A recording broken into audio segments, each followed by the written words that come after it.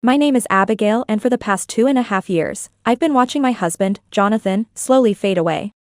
When we first got the diagnosis of stomach cancer, I remember feeling like the floor had disappeared beneath my feet. My heart plummeted into darkness as reality crashed around me.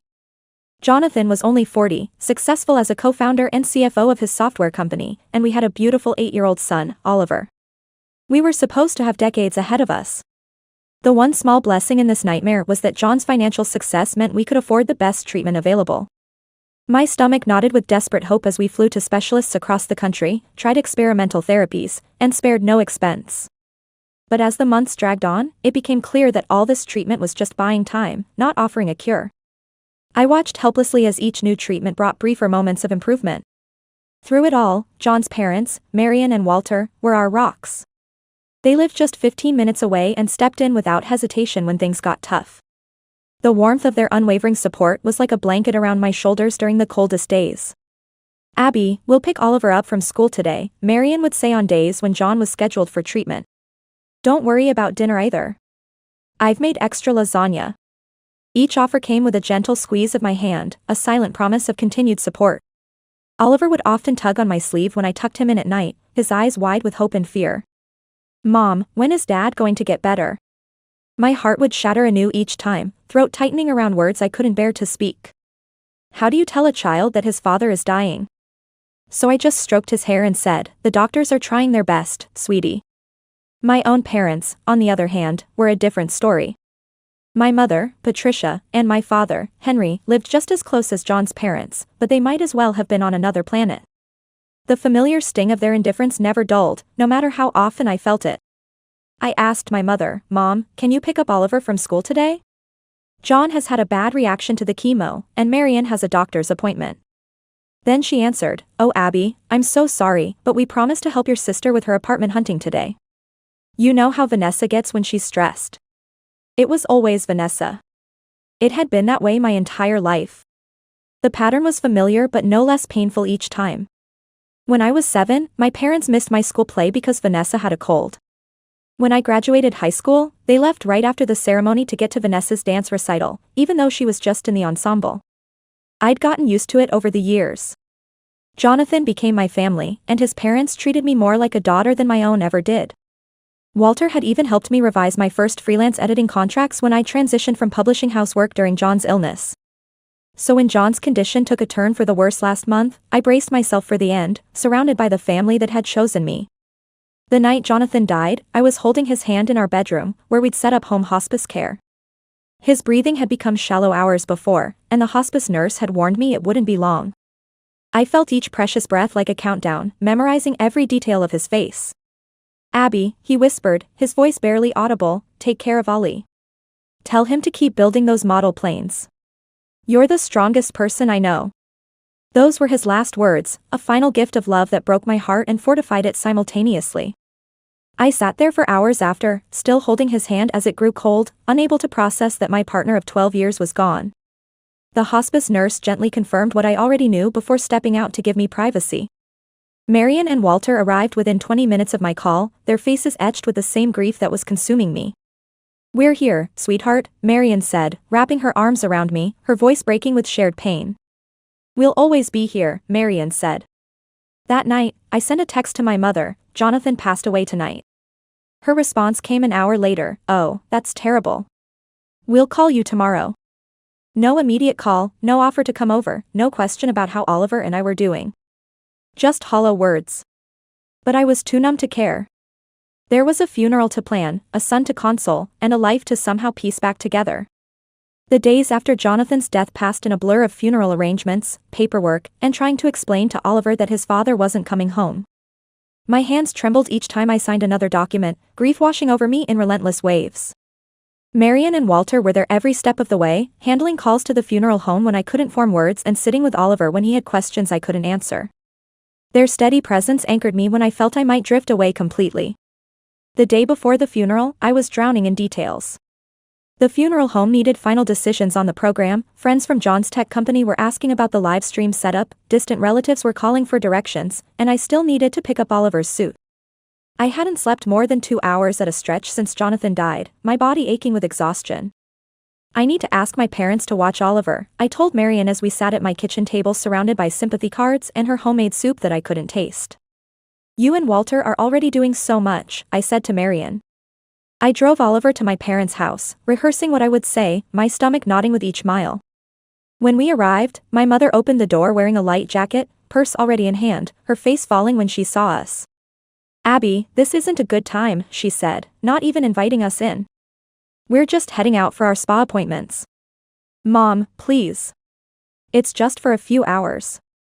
I have to finalize everything for the funeral. My voice cracked as I fought back tears of frustration. We've had these spa reservations for weeks, my father cut in, appearing behind my mother. We can't cancel now. They have a strict cancellation policy, he added. Before I could argue further, they both stepped outside, locking the door behind them. We really have to go, my mother said firmly, avoiding Oliver's confused gaze. I'm sure you can find someone else, she said. They hurried to their car without so much as a to Oliver, who stood there confused and hurt, his small hand gripping mine tighter. Once they drove away, I called my friend Rachel, the tightness in my chest easing slightly when she immediately agreed to watch him. Of course I'll take him, Abby. Bring him right over. I've got cookies and we'll build that new plane model John got him, Rachel said. After dropping Oliver at Rachel's house, curiosity got the better of me. I took a detour past my parents' house on my way home, anger bubbling up inside me. Their lights were on, and Vanessa's red BMW was parked in the driveway. So that's the important spa appointment, I muttered to myself, a bitter laugh escaping my lips. They weren't busy at all. They just preferred helping Vanessa to supporting me, even now, when I was crumbling under the weight of my grief. That evening, I sent a message to our family group chat. Jonathan's funeral is at 11 a.m. on Thursday at Greenwood Chapel. Service will be followed by a small reception. There will be a live stream for those who can't attend in person. I watched as the read receipts appeared next to my parents' and Vanessa's names. My heart sank as minutes turned to hours with no reply. The night before the funeral, anxiety drove me to call my mother directly, my fingers trembling as I dialed. Mom, you saw my message about the funeral tomorrow, right? It starts at 11, I said to my mother. There was a pause on the line. Oh Abby, I'm sorry, but we won't be able to make it. Vanessa has arranged this VIP networking event at Emilio's for her career advancement. It's at noon, and we've already committed. She needs us there to introduce us to some important industry contacts. I nearly dropped the phone, my knees weakening beneath me. Mom, this is Jonathan's funeral we're talking about. Jonathan, who paid for the repairs on your house 3 years ago when the roof collapsed. Jonathan, who has been part of our family for over a decade, I said. That was a long time ago, Abby, my mother replied coldly. We need to focus on the living, not the dead. Vanessa needs our support right now for her career growth, she added. Before I could respond, she hung up. I immediately dialed Vanessa's number, my hand shaking with anger and disbelief, my breath coming in short gasps. Hello, she answered, sounding annoyed that I'd interrupted her evening. Vanessa, Mom says you're having some networking event tomorrow at the same time as Jonathan's funeral. Can't you reschedule, or at least push it back so they can attend the service first, I asked. No way, she scoffed. I can't change the reservation now. Everyone's already confirmed, and this networking opportunity is a big deal for my personal brand. It's not like I can reschedule a funeral party or whatever. A funeral party? I repeated, my voice rising as heat flushed my face.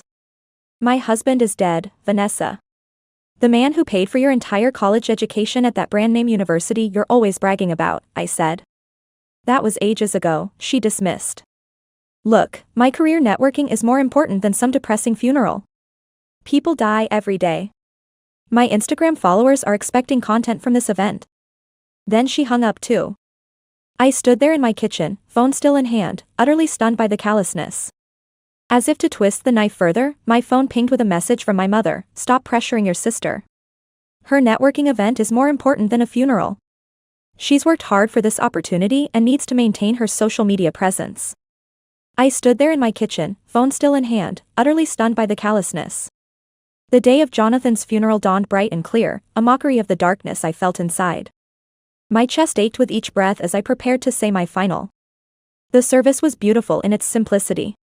John had never been one for elaborate displays, and the modest chapel was filled with people who had genuinely cared for him, including colleagues, business partners, friends, neighbors, and family. His family, anyway. The online livestream quietly captured the service for John's team members across the country who couldn't attend in person. During the eulogy, my voice trembled as I spoke about Jonathan's generosity, his foresight, his kindness, and his unwavering devotion to our son. The words caught in my throat several times, but I pushed through, determined to honor him properly. Oliver sat between Marian and Walter, who held his hands as tears streamed down his face. His small shoulders shook with silent sobs that tore at my heart. After the service, several people approached me, offering condolences and asking about my parents' absence. "I was surprised not to see your folks," John's MIT roommate said, his brow furrowed with concern. "Are they ill?" he asked. "They had a prior commitment," I replied stiffly, my jaw clenching with the effort not to reveal more. Marian noticed my discomfort and smoothly steered the conversation elsewhere, her hand firm on my back. That night, after everyone had gone home, I sat alone in the living room surrounded by sympathy cards and flower arrangements. The house felt impossibly empty without Jonathan, the silence so loud it hurt. My phone buzzed with a text from Vanessa, "Hope the funeral went okay. Check out my Insta." Mom posted pics from my networking event. No condolences, no acknowledgement of what I'd just been through. Just a celebration of her accomplishment. I stared at the screen, feeling nothing but a hollow emptiness where anger should be. I turned off my phone without responding and went upstairs to check on Oliver. He was sleeping soundly, clutching the model airplane John had helped him build on his last birthday. I crawled into bed beside him, finding comfort in the steady rhythm of his breathing against the overwhelming silence of our new reality. For the next 10 days, I moved through life in a fog. Grief wrapped around me like a heavy cloak, making even the simplest tasks require enormous effort. Marian and Walter came by daily, bringing homemade food, taking Oliver to the park, helping me sort through Jonathan's belongings and digital accounts. My parents didn't call once, not to check on their grandson, not to see how I was holding up. Nothing but silence from the people who should have cared the most. 10 days after the funeral, I received a call from Jonathan's lawyer, Mr. Harrison. "Mrs. Montgomery, it's time to discuss Jonathan's will," he explained, his voice gentle but professional. He was exceptionally thorough in his preparations, as you might expect from someone with his background. "Would tomorrow afternoon work for the reading?" he asked. I agreed, my throat tightening at this final piece of John's planning, then called Marian and Walter to invite them. They'd been named in the will, of course, and Jonathan would have wanted them there. The next day, I received a text that made my stomach drop. "We'll be there for the will reading at 2. Mom." I stared at my phone in disbelief, anger flaring hot in my chest. How did they even know about it? Mr. Harrison arrived at our house at precisely 2 p.m., carrying a leather briefcase and wearing a somber expression that softened when he saw Oliver. "Your father spoke of you often," he told my son, shaking his small hand formally but with genuine warmth. "He was very proud of you and your model airplanes. He showed me pictures of them in his office." Oliver's face brightened momentarily at the mention of his beloved hobby. We all settled in the living room, me, Oliver, Marian and Walter, ready for what I expected to be a straightforward reading. Jonathan and I had discussed his wishes extensively during his illness, so there would be no surprises for me. But just as Mr. Harrison was about to begin, the doorbell rang, sending a wave of dread through me. "Are you expecting anyone else?" Marian asked, looking concerned. "Unfortunately, yes," I replied, my jaw tight as I went to answer the door. I nearly slammed it shut when I saw my parents and Vanessa standing on the porch, all wearing expressions of exaggerated sympathy that didn't reach their eyes. "What are you doing here?" I asked bluntly, blocking the doorway with my body. "We received your text about the reading," my mother said, trying to look past me into the house. "Jonathan wasn't a stranger to us, you know. As immediate family members, we have a legal right to be here," my father said. "A legal right?" I repeated incredulously, my fingers gripping the door frame. "You couldn't be bothered to come to his funeral, but you have a legal right to be at his will reading?" My father cleared his throat, straightening his designer tie. "Now, Abigail, there's no need to bring up old grievances. We're here to support you and ensure the family's interests are properly represented." "Support me? Family interests?" I laughed bitterly, the sound harsh even to my own ears. "That's rich," I said. But before I could shut the door, my mother gently but firmly pushed past me, with my father and Vanessa following close behind. "We're family," she said with practiced conviction, as if that explained everything. I stood there, stunned by their audacity as they made their way to the living room. Marian and Walter's faces darkened when they saw who had arrived, exchanging glances that spoke volumes. "What are they doing here?" Walter whispered when I returned, his normally kind voice tight with restraint. "I have no idea how they knew," I replied, my hand shaking with anger. "But I'm not going to make a scene in front of Oliver," I said. Mr. Harrison, ever the professional, merely raised an eyebrow before continuing. "Shall we proceed with the reading of the will?" he said. My parents and Vanessa sat on the couch opposite Marian and Walter, with Oliver beside me in an armchair. The tension in the room was suffocating, like a physical presence pressing against my chest. "Before I begin the formal reading, Mr. Montgomery prepared a brief video message for this occasion," Mr. Harrison said, setting up his tablet on the coffee table. Jonathan's face appeared on the screen, thinner than his healthy days but with clear eyes and a determined expression. My heart clenched at the sight of him, and I heard Oliver's sharp intake of breath beside me. After the video message, which brought tears to everyone's eyes except my parents and sister, Mr. Harrison began the formal reading. "I, Jonathan William Montgomery, being of sound mind, declare this to be my last will and testament," Mr. Harrison began, reading from the formal document.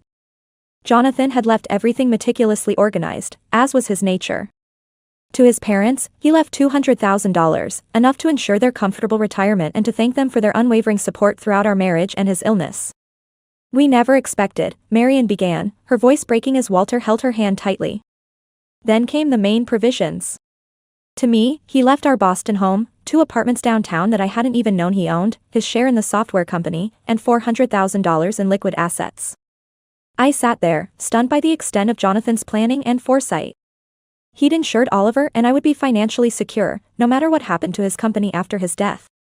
"The downtown properties generate significant monthly rental income," Mr. Harrison explained, opening a folder with detailed financial statements. "Jonathan purchased them as strategic investments 3 years ago as part of his long-term family security planning." I sat there, stunned by the extent of John's foresight. My throat tightened with emotion as I realized how thoroughly he'd insured Oliver and I would be financially secure, no matter what happened. Even while fighting cancer, he'd been thinking of our future. As Mr. Harrison continued reading about Jonathan's digital assets and the trust fund for Oliver's education, I noticed my mother's expression change from feigned sympathy to undisguised interest. Vanessa sat up straighter, suddenly paying attention, her eyes calculating as the lawyer detailed the extent of John's estate. The shift in their demeanor made my skin crawl. When the lawyer finished, my mother clapped her hands together, her voice dripping with false enthusiasm. "Well, this is wonderful news, isn't it, Abby? You're quite well positioned now for the future," she said. The room fell silent. Marian and Walter stared at her in shock, their faces mirroring the disbelief I felt. "I mean," my mother continued, oblivious to the tension or perhaps simply not caring, "with 2 apartments and all that money, you can certainly help establish a sustainable family support system now. Vanessa has been struggling with the down payment on her condo, haven't you, dear?" Vanessa nodded eagerly, her eyes gleaming with entitlement. "It's just impossible in this market, and you have 2 investment properties just sitting there generating passive income." I couldn't believe what I was hearing. My husband wasn't even cold in his grave, and they were already eyeing his assets he'd carefully built to protect his son's future. My chest burned with indignation. "You should transfer one of those apartments to Vanessa's name," my father chimed in, as if he were suggesting the most reasonable financial planning in the world. "What do you need 2 investment properties for, anyway? And we could use some help with our retirement planning too," he said. I stood up slowly, my hands clenched into fists at my sides, rage and grief colliding inside me like storm fronts. "Are you serious right now? You skip Jonathan's funeral for a networking event, ignore me and Oliver for 10 days, then show up uninvited to his will reading to demand his property? Now, Abigail," my father started, his tone condescending, his hands raised in a placating gesture that only infuriated me more. "There's no need to be selfish. You're alone now, but you have all this wealth. The family needs to support each other through a sustainable economic model," he said. "Selfish?" I repeated, my voice rising as heat flushed my face. "I'm not alone. I have Oliver, and everything Jonathan left is for his son's future. Every penny will go to making sure Oliver has the best education, the best opportunities, the best life his father can no longer be here to provide." I watched as my parents and sister exchanged glances, their eyes flickering to Oliver's bedroom upstairs with something that looked disturbingly like resentment. The calculation in their gaze made my blood run cold. "You're being ridiculous," my mother snapped, tapping her manicured nails against her designer purse. "Vanessa needs help now for her career advancement, not some child who won't even go to college for years. He's too young to understand the value of these assets anyway," she said. "Some child is your grandson," Walter interjected, his voice tight with anger, the retired architect's normally calm demeanor completely gone. "And his father just died after a 2.5-year battle with cancer," he added. My mother's face flushed with anger. "Don't you dare tell me how to treat my own grandson," she snapped at Walter, her voice rising. "We've been in this family longer than you have. We understand what's best for everyone's long-term interests. And yet you've shown remarkably little interest in being part of it," Marion replied coldly, her years as a teacher evident in her tone that brooked no argument. "That's enough," I said firmly, my patience finally snapping. "Oliver, can you go upstairs to your room for a little while? Take Mr. Harrison with you to show him your model airplanes that you and Dad built together," I said to Oliver. The lawyer, clearly relieved to escape the family drama, quickly stood and took Oliver's hand. "I'd love to see your collection, young man. Your father mentioned you have quite the eye for detail," he said to Oliver.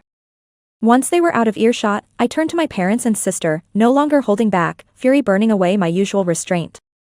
"How dare you come into my house days after my husband's funeral that you couldn't be bothered to attend and demand his money? Jonathan worked his entire life to build his company and provide for me and Oliver. He battled cancer for 2.5 years, and in all that time, what help did you offer? None. You wouldn't even watch Oliver for a few hours," I said angrily. "That's not fair," my father began, adjusting his expensive watch, but I cut him off. "No, what's not fair is that Jonathan spent thousands of dollars fixing your roof when it collapsed during that storm 3 years ago. What's not fair is that he paid for Vanessa's entire college education at that prestigious university she's always bragging about on social media when you claimed you couldn't afford it. Well, let me make something perfectly clear, I will not be giving any of Jonathan's money or property to you. Not now, not ever. Every penny will go to supporting Oliver and securing his future. That's what Jonathan wanted, and that's what will happen." My mother's face contorted with rage, her carefully maintained facade crumbling. "You ungrateful brat. After everything we've done for you," she shouted. "What exactly have you done for me, Mom? Name one thing." "One single act of selfless parenting," I said back. She opened and closed her mouth, unable to come up with an answer, her perfectly manicured nails digging into her designer purse. "That's what I thought," I said quietly, my voice steadier than I felt inside. "I think it's time for you all to leave." The door slammed behind them, and I collapsed onto the couch, exhausted. "You did the right thing," Walter said gently but firmly from Jonathan's chair. "Did I? They're still my parents, and Vanessa's still my sister," I whispered, guilt creeping in despite everything. "Biology doesn't make family," Marion said, taking my hand. "Love makes family. Showing up makes family. Being there when it matters makes family." I nodded, knowing she was right but still feeling the familiar ache of rejection. Later that night, after they'd gone and Oliver was asleep, I found my mother had tagged me in a Facebook post. "Heartbroken that my eldest daughter has become so greedy after her husband's death, refusing to help her struggling sister despite having 2 apartments and plenty of money." Comments poured in from people who only knew her twisted version of events. Anger surged through me, hot and clarifying. This was a new low, using social pressure to shame me into giving them Jonathan's money. I began typing, determined to share the unedited truth with evidence attached. "I've been silent until now, but since my mother has made our private matters public, I must respond with the facts. 10 days ago, we buried my husband Jonathan after his 2.5-year battle with stomach cancer. My parents and sister skipped his funeral for a networking event. I have their text messages as proof. Jonathan helped them financially for years, paying $32,000 for home repairs and funding my sister's expensive education. When I needed help during his illness, they were too busy with spa appointments. Yesterday, they showed up uninvited to the will reading and demanded I give one of our rental properties to my sister because she needs it more than some child. That a child is their 8-year-old grandson who just lost his father. I'm sharing this because I'm tired of being painted as the villain. Jonathan's assets will go to our son's education, as he intended." I attached screenshots of their messages, then pressed post. Within minutes, comments on my mother's post changed. "Patricia, you skipped your son-in-law's funeral for a networking event? Those spa appointment excuses are appalling. I can't believe you'd expect Abigail to give away property meant for her son. How could a social media event be more important than a funeral? Disgusting. Calls and messages flooded in all evening from people shocked at my parents' behavior and offering support. My mother claimed I was manipulating the situation, but the screenshots were undeniable. She eventually deleted her post, but the damage was done. I woke to dozens of missed calls from my parents and Vanessa, which I blocked without listening to. For weeks they tried contacting me by emails begging forgiveness while asking for money, messages through friends suggesting family healing, even bringing gifts for Oliver that matched the price of items they wanted. I remained firm in my decision to protect my son. They're never going to change, are they? I asked Marian as we watched Oliver fly his model airplane. People rarely do fundamentally, she replied honestly. It's strange. I always needed their approval, spent my life trying to earn it, but now, I stopped saying in the middle. Now you recognize your worth, she finished, and you see that Oliver deserves better than that cycle of seeking validation that never comes. 8 months after Jonathan's death, life had settled into a new normal.